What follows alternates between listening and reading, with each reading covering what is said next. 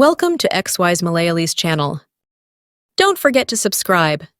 കേരളത്തിലെ കടബാധ്യത വികസനത്തിന്റെ വിലയോ പിടിപ്പുകേടിന്റെ പ്രതിഫലമോ? ഒരു കുടുംബം ഓരോ മാസവും കടം വാങ്ങി ജീവിതം മുന്നോട്ടു കൊണ്ടുപോകുന്നു. വീട് നന്നാക്കാൻ കടം, മക്കളുടെ പഠനത്തിന് കടം, പഴയ കടമടയ്ക്കാൻ പുതിയ കടം. ഒരു ദിവസം കുടുംബത്തിൽ നിന്ന് തന്നെ ചോദ്യമുയരാം, ഈ കടത്തിന്റെ വില ആരാണ് അടയ്ക്കുന്നത്? ഇന്ന് നമുക്ക് അതേ ചോദ്യം കേരളത്തെക്കുറിച്ചാണ് ചോദിക്കേണ്ടത്.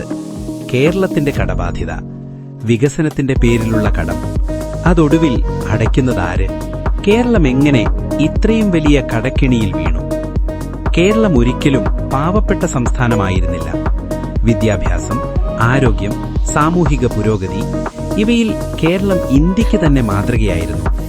പക്ഷെ ചോദ്യമിലാണ്, സാമൂഹിക പുരോഗതി സാമ്പത്തിക ശക്തിയായോ? 1990-കൾക്ക് ശേഷം എന്ത് സംഭവിച്ചു? ക്ഷേമ സംസ്ഥാന മാതൃക ശക്തമായി. സർക്കാർ ശമ്പളങ്ങൾ, പെൻഷൻ, സാമൂഹിക പദ്ധതികൾ വർദ്ധിച്ചു. സ്ഥിരച്ചെലവ് നിയന്ത്രണം വിട്ടു. വരുമാനം വളർന്നില്ല, അതേസമയം ചെലവ് മാത്രം വളർന്നു. ഉൽപാദന മേഖലയുടെ ദൗർബല്യം, വ്യവസായങ്ങൾ കുറവ്, കാരണങ്ങൾ പലത്. സ്വകാര്യ നിക്ഷേപം കുറഞ്ഞു. സർക്കാർ ജോലി എന്നത് എല്ലാവർക്കും പ്രധാന ആശ്രയം. നികുതി അടയ്ക്കുന്നവരും നികുതി വാങ്ങുന്നവരും തമ്മിലുള്ള അസന്തുലിതാവസ്ഥ. ഇതാണ് കടത്തിന്റെ ആദ്യ വിത്ത്. കടം എപ്പോൾ അപകടമായി? കടമെടുക്കുന്നത് തെറ്റല്ല, എല്ലാ സംസ്ഥാനങ്ങളും കടമെടുക്കുന്നു. പക്ഷെ അപ്പോൾ പ്രശ്നമെവിടെയാണ്? കടമെടുക്കുന്നത് വികസനത്തിനല്ല, കടമടയ്ക്കാനായി വീണ്ടും കടമെടുക്കുമ്പോഴാണ് പ്രശ്നം.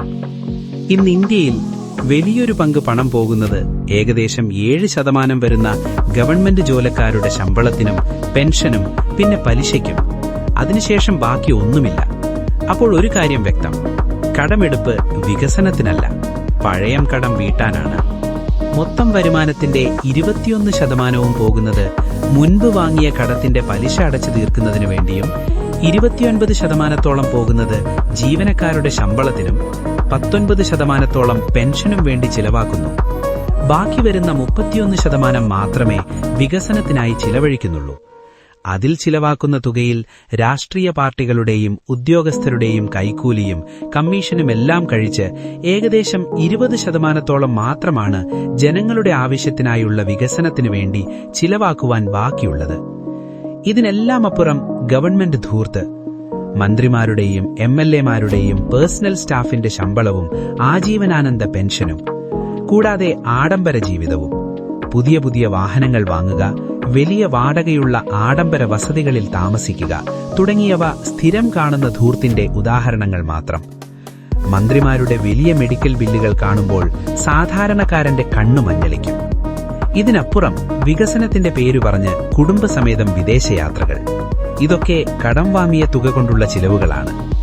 ഗവൺമെന്റിന്റെ വാദം ഇങ്ങനെ: കടം എല്ലായിടത്തുമുണ്ട്, കേരളം ക്ഷേമ സംസ്ഥാനമാണ്, കേന്ദ്ര സർക്കാരിന്റെ നിയന്ത്രണങ്ങളാണ് പ്രശ്നം, വികസനത്തിനാണ് കടം. ഈ വാദങ്ങൾ പൂർണ്ണമായും തെറ്റാണോ? അല്ല. പക്ഷെ ചോദ്യം ഇതാണ്, കടം കൊണ്ടുണ്ടാക്കിയ വികസനം ശരിക്കും വികസനം സൃഷ്ടിച്ചോ? Thank you for watching.